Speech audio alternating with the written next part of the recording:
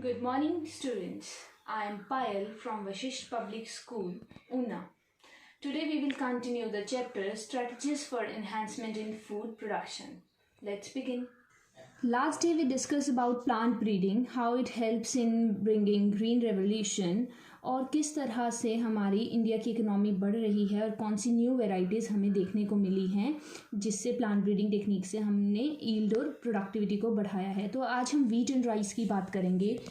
तो 1960 और 2000 के पीरियड के दौरान हमारे क्या हुआ था, वीट की प्रोडक्शन इंक्रीज़ हुई थी 11 million tons to 75 million tons. तो 1960 से 2000 के बीच में 11 मिलियन टन से 75 मिलियन टन्स तक हमारी वीट और राइस की प्रोडक्टिविटी इंक्रीज़ हुई थी। और राइस प्रोडक्शन में कितना इंक्रीज़ हुआ, 35 million tons to 89.5 million tons. तो तुम देख सकते हो कि किस तरह से 40 साल के अंदर कितने मिलियंस हमारा इंक्रीज़ हुआ राइस और वीट की प्रोडक्शन में। सो ये सारा किस वजह से हुआ, it was due to development of semi dwarf variety of wheat and rice. एक सेमी ड्वार्फ वेराइटी हमें वीट और राइस की उसकी डेवलपमेंट हुई थी इस टाइम के दौरान। और Nobel laureate Norman E Borlaug, एक international centre for wheat and maize improvement in Mexico, developed semi dwarf wheat. तो इस सेंटर ने क्या किया था, मैक्सिको में एक सेमी ड्वार्फ वेराइटी वीट की डेवलप की थी। 1963 में बहुत सारी varieties, you have to learn these varieties, Sonalika and Kalyan Sona. So this is very important. Sonalika और कल्याण सोना नाम की वीट वेराइटीज़ हमारी जो थी, सेमी ड्वार्फ वीट वेराइटी जो थी, ये प्रोड्यूस हुई जिसकी हाई यील्ड थी और ये डिसीज़ फ्री भी थी। इसको इंट्रोड्यूस किया गया था all over the wheat growing belt of India. India में जहाँ जहाँ वीट की ग्रोथ की जाती थी उन सभी जगहों पर इन दोनों वेराइटीज़ को इंट्रोड्यूस किया गया। सेमी ड्वार्फ राइस वेराइटीज़ भी डिराइव हुई थी। You have to learn these rice varieties also, that is IR8। ये कहाँ पर हुई थी developed at International Rice Research Institute IRRI Philippines. ये तुम्हें याद करने हैं for 1 mark questions. And Taichung Native 1, ये ताइवान में इंट्रोड्यूस हुई थी। तो ये राइस की वेराइटीज़ और वीट की वेराइटीज़, इन पर क्वेश्चन पूछा जाता है कि कौन सी वेराइटी राइस की कब डेवलप हुई थी, कहाँ डेवलप हुई थी। तो सेमी ड्वार्फ वेराइटी वीट की सोनालिका एंड कलिस की variety IR8 and Taichung Native 1 ये इंट्रोड्यूस की थी, जिन्होंने हमारी यील्ड को इंक्रीज किया था और डिसीज फ्री भी ये थी। The derivatives were introduced in 1966। Later better, इससे भी बाद में better yielding semi dwarf varieties आई थी, that were Jaya and Ratna. ये डेवलप हुई थी इंडिया में। तो पहले ये डेवलप हुई थी सोनालिका कल्याण, IR8 टाइचुंग नेटिव, एंड बाद में डेवलप हुई हमारी जया एंड रत्ना। ये कहाँ पर इंट्रोड्यूस हुई थी, इंडिया में। Next sugar cane. Sugar cane की कौन सी वेराइटी अब हमारी इंट्रोड्यूस की गई, सैक्रम बारबेरी। ये ओरिजिनली ग्रो की जाती थी नॉर्थ इंडिया में, बट इसकी पुअर शुगर कंटेंट था और यील्ड भी इसकी कुछ अच्छी नहीं थी। ट्रॉपिकल केन्स, जो ट्रॉपिकल एरिया थे साउथ इंडिया में, वहाँ पर शुगर केन की एक वैरायटी जिसका नाम है सैक्रम ऑफिशिनेरम, जो कि थिकर स्टेम्स, इसकी क्या थी, स्टेम्स जो थी वो थिक थी, हाई शुगर कंटेंट था, बट ये नॉर्थ इंडिया में ग्रो नहीं की गई, did not grow well in north India. ये शुगर केन की एक वैरायटी थी सैक्रम, जो कि हमारी इसकी थिक स्टेम होती थी और हाई शुगर कंटेंट था, बट इनको नॉर्थ इंडिया में ग्रो नहीं किया गया। ये जो 2 स्पीशीज़ थी इनको सक्सेसफुली क्रॉस किया ताकि शुगर केन वेराइटीज़ जो हैं, हमने फिर क्या किया, जो ये सैक्रम बारबरी एंड सैक्रम ऑफिकेरम है, इन दोनों को आपस में क्रॉसिंग की और इनको हमने क्या किया, फिर सक्सेसफुली क्रॉस किया शुगर केन की वैरायटी को, और डिज़ायरेबल क्वालिटीज़ के हमने प्रोडक्ट लाए और हाई यील्ड आ पाई हमारी, थिक स्टेम्स हुई, हाई शुगर वेराइटी थी, उसमें ability to grow in sugar cane areas of north India, और वो नॉर्थ इंडिया के एरियाज में भी ग्रो कर पा रही थी। ठीक, तो शुगर केन की वेराइटी जिसका पहले हमने नॉर्थ इंडिया में बोला पुअर शुगर कंटेंट था, यील्ड भी नहीं थी, बट ट्रॉपिकल में जिस वेराइटी जो थी इसकी thicker stem and higher sugar content था, दोनों को आपस में क्रॉस किया और एक डिज़ायरेबल क्वालिटी वाली हमने स्पीशीज तैयार की। नेक्स्ट हम बात करेंगे माइलेट्स की। हाइब्रिड मेज, ज्वार, बाजरा, इनको सक्सेसफुली डेवलप किया गया इंडिया में।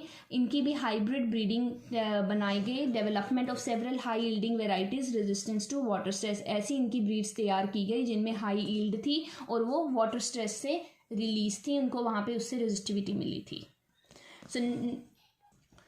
तो ये हमने सारी वेराइटीज़ डिस्कस की, वीट, राइस, शुगर केन और माइलेट्स की, जिनसे हमें हाई यील्ड मिली हैं। नेक्स्ट टॉपिक है हमारा plant breeding for disease resistance.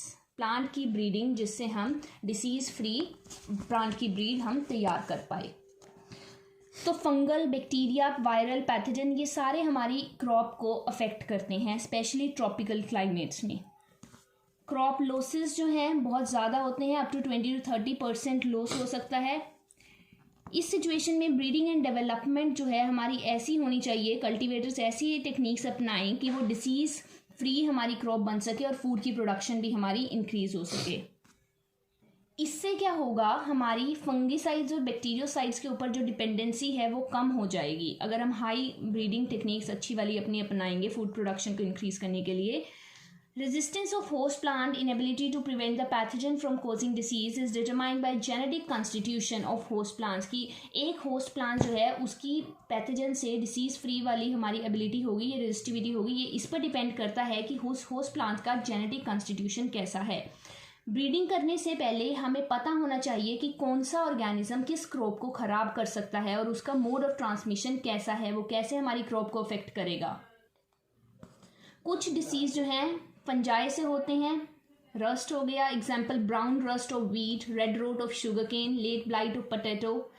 कुछ बैक्टीरिया से होते हैं जैसे black rot of crucifers, and कुछ वायरसेस से होते हैं जैसे tobacco mosaic, turnip mosaic etcetera. ये तुम्हें सारी एग्जाम्पल्स याद करनी है कि कौन से फंजाई से कौन सा डिसीज़ किस क्रॉप में होता है। Methods of breeding for disease resistance, किस तरह से डिजीज से रेजिस्टिविटी हमें मिल सकती है, कौन से मेथड्स हम अप्लाई कर सकते हैं। ब्रीडिंग जो है नॉर्मली जब कन्वेंशनल ब्रीडिंग की जाती है, जो हमारे अर्लियर मेथड होते हैं, या फिर हम म्यूटेशनल ब्रीडिंग कर सकते हैं। तो दो तरीके हैं, conventional breeding technique and mutation breeding.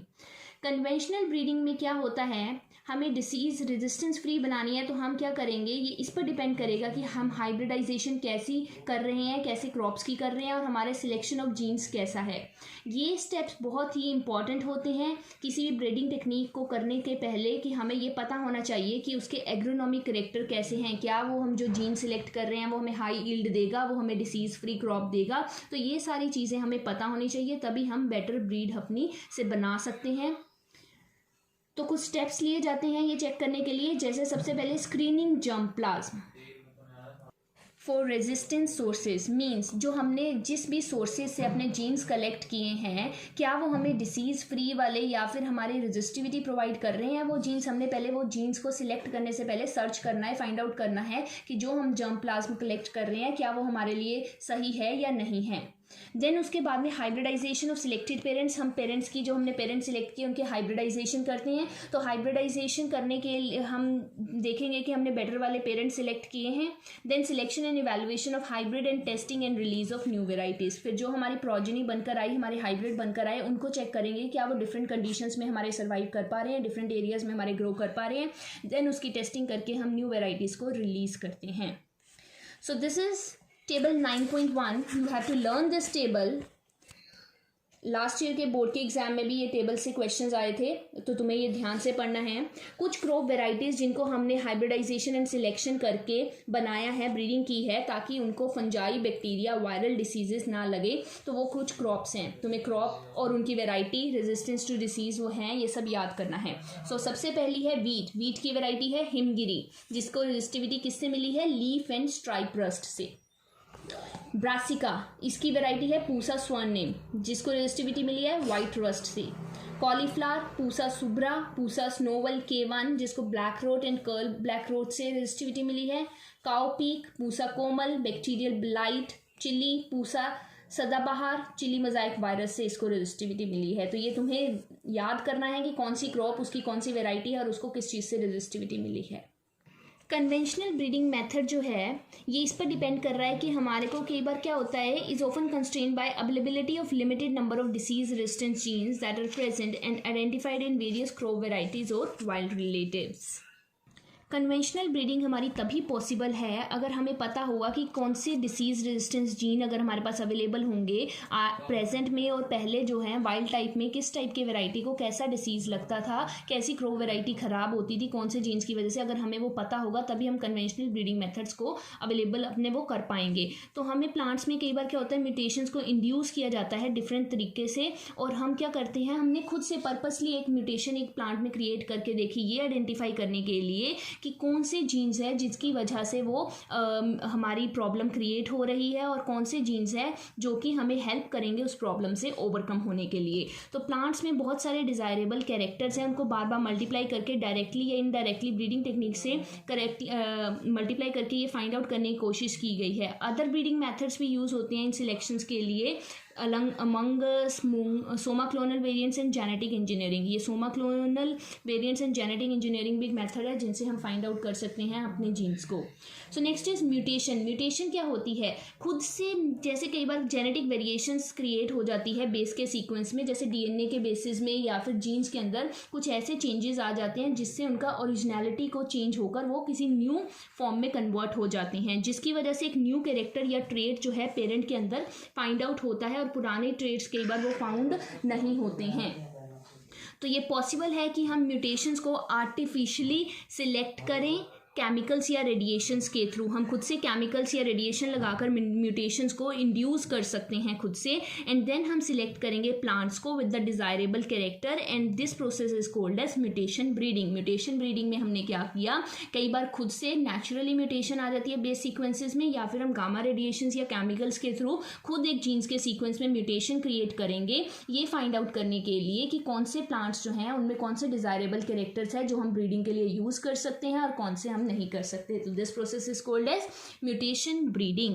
Mung bean में एग्जांपल है, ये याद करनी है। ये येलो मोजाइक वायरस के लिए रेजिस्टिविटी इसको मिली हुई है म्यूटेशंस क्रिएट करके इनके अंदर। कुछ वाइल्ड रिलेटिव्स और भी होते हैं कल्टिवेटेड कुछ कल्टिवेटेड स्पीशीज़ में क्या होता है, उनको रेजिस्टिविटी तो होती हैं कुछ कैरेक्टर्स के लिए, लेकिन उनकी ईल्ड क्या होती है, कम होती है। तो ये इंपॉर्टेंट होता है कि हमें ऐसे रेजिस्टेंस जीन उनके अंदर इंट्रोड्यूस करने हैं जिनसे हमारी हाई ईल्ड आ सके।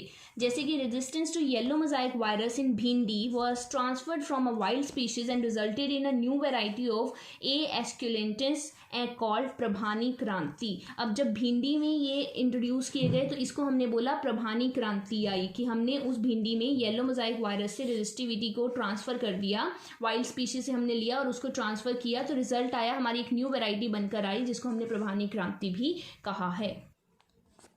सो जितनी भी हमने पहले एग्जांपल्स पढ़ी वो रेजिस्टेंस जीन थे जो सम क्रॉप्स में हमने इंट्रोड्यूस किए थे, एंड डिसीज रेजिस्टिविटी थी उनके पास as compare to wild species.